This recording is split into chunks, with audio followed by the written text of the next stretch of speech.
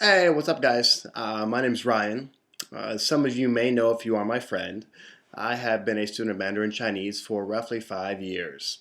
So I'm a big boy. I graduated and I'm now currently working and living in New York. And because I haven't really had the balls or like tangible opportunity to go to China, I'm trying to find some way to kind of leverage my investment up until now, kind of keep it fresh, and who knows what's going to happen. I've been posting some videos on Youku, which is Chinese YouTube, and just trying to, establish some correspondence or somehow give myself motivation to stay up on my study and use of the language itself.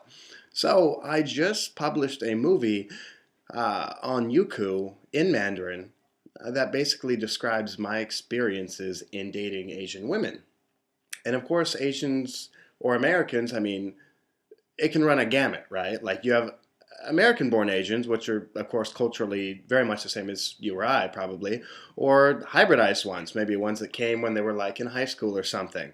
And of course, ones that, you're traveling abroad and you meet a cute girl in Korea and there you are, right? So there isn't one video that's going to like solve your problems and be like, oh, I totally know how to date a foreign woman. But essentially, what I wanted to do was just do exactly what I did on the Mandarin video, only here, and that's describe kind of some of my background, some of my influences, observations I found that kind of led to bad issues. So basically, laying a groundwork so that if you do pursue something, you have a better idea what to expect and kind of preempt these problems before becoming realities. So I mean, what's the deal? I mean, it goes both ways. I know lots of guys that have yellow fever and they like Asian women for whatever reason, their looks, their demeanor, the language, the food, I don't know, the black hair. I mean, whatever pulls you to it. I mean, you might have some interest, but you also might be a little bit concerned, like, how do I approach this? Do I just go talk to her like, a white girl I know, be direct, ask her out, what can I do? And so I just kind of wanted to throw some thoughts there.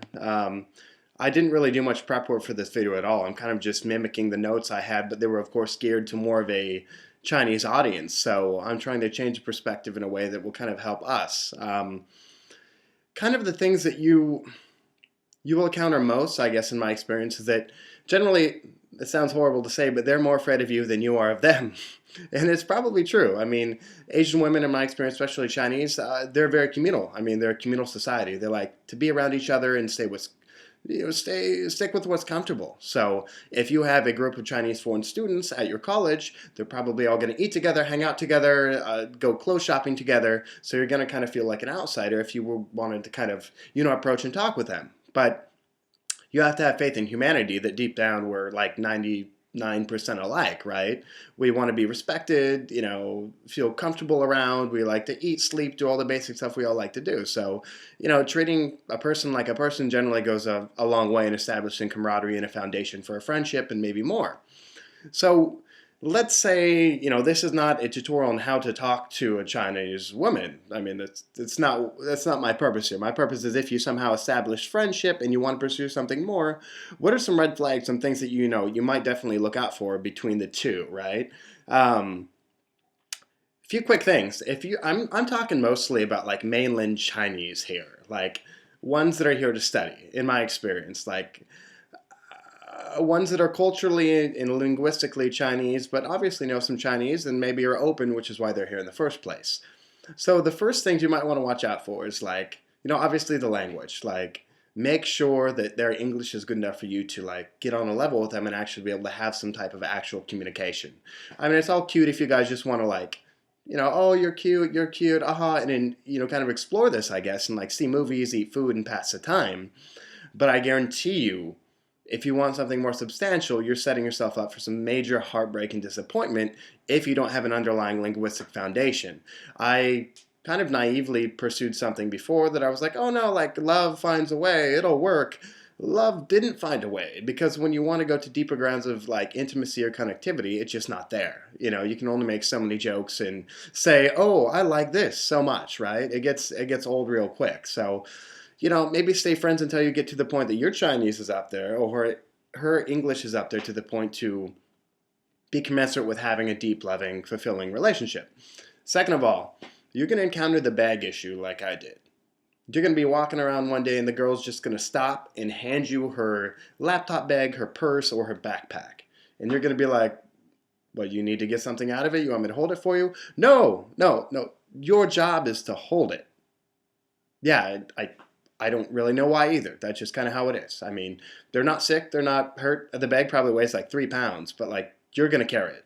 And when you get food, you're gonna carry it. Just get used to carrying stuff because you can fight her on it, but honestly, it's not worth it. That's just how it is. You know, you got to carry shit. Second of all, I didn't run into this too much, and I pray that you don't, but in some Asian countries, it's kind of a cool thing for couples to wear matching shirts.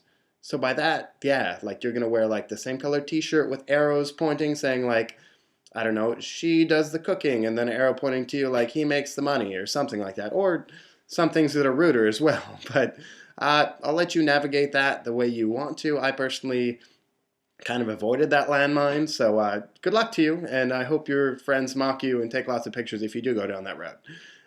Second of all, it's a concept of the family in their relation to significant others in your life that we definitely don't have here in the States. For instance, in China and like predominantly most major Eastern countries' culture, being part of the woman's life or the man's life, if you're a woman watching this, is kind of you're not just dating her, you're kind of dating the family.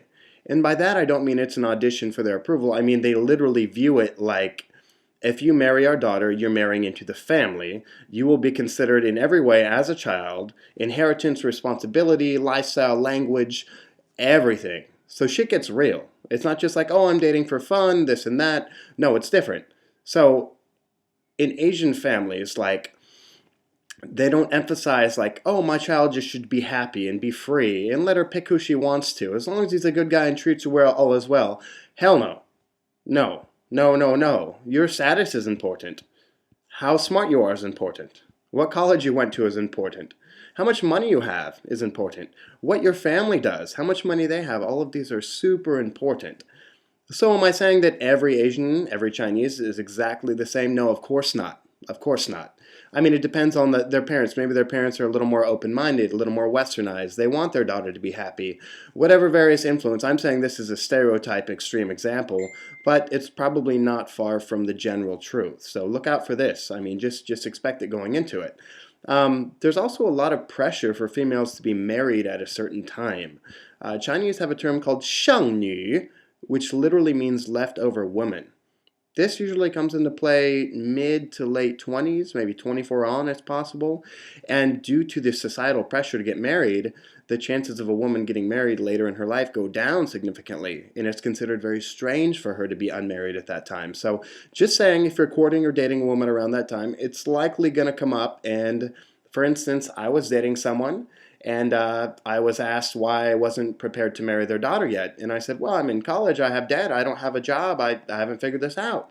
He responded with, oh, you're part of the family then. We'll pay off your student loan, just get married and don't use that as an excuse.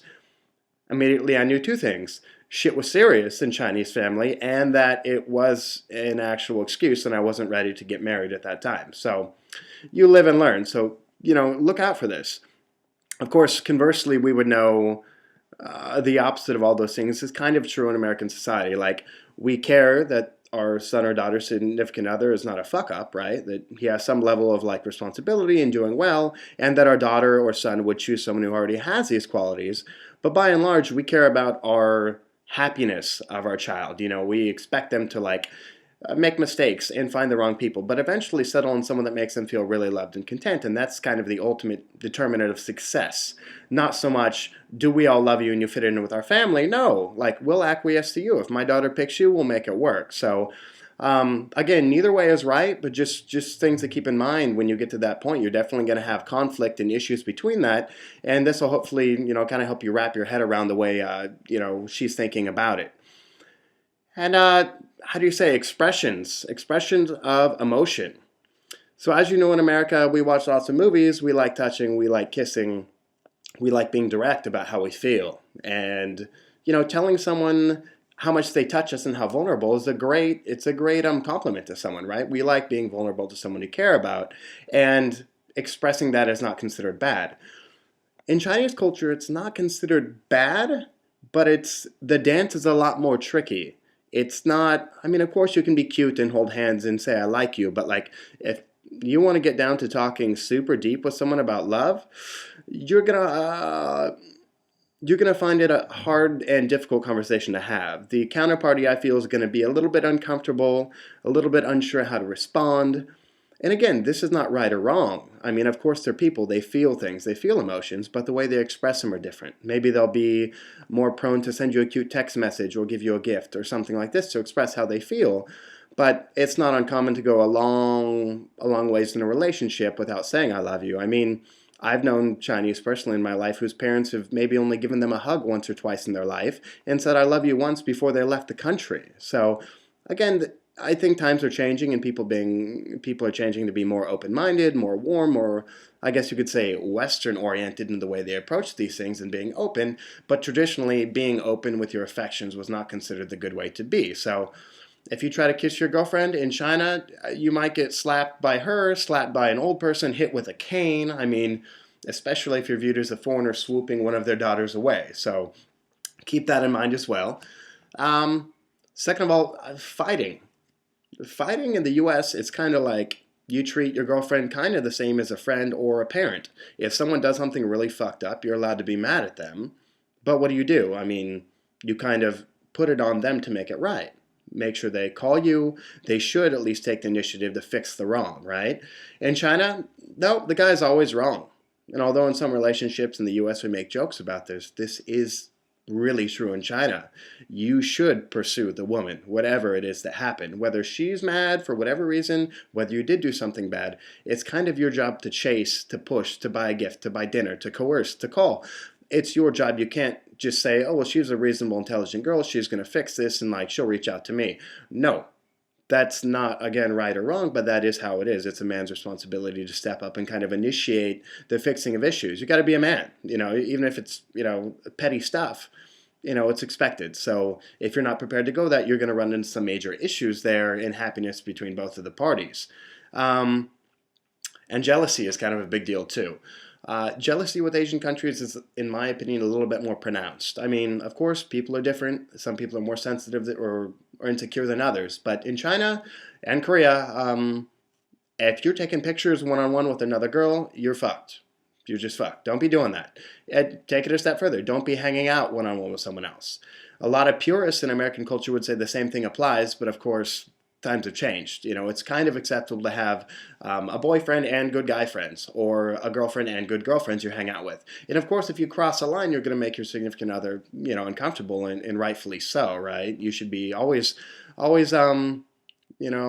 aware of like how it's making your significant other feel. And if you want to have a girlfriend, then make choices to secure that, and prioritize them. In China, it's kind of like if the girl says she's uncomfortable with it, you better do it. It's really not the same, and you should go into it expecting that. I mean, you're going to run into some problems if you do anything that's going to elicit doubt in her family, her friends, anyone on Facebook that will see it. I mean, just be careful with that and expect that. Your life is going to change in more ways than one. And finally, just quick thing, meeting parents for the first time.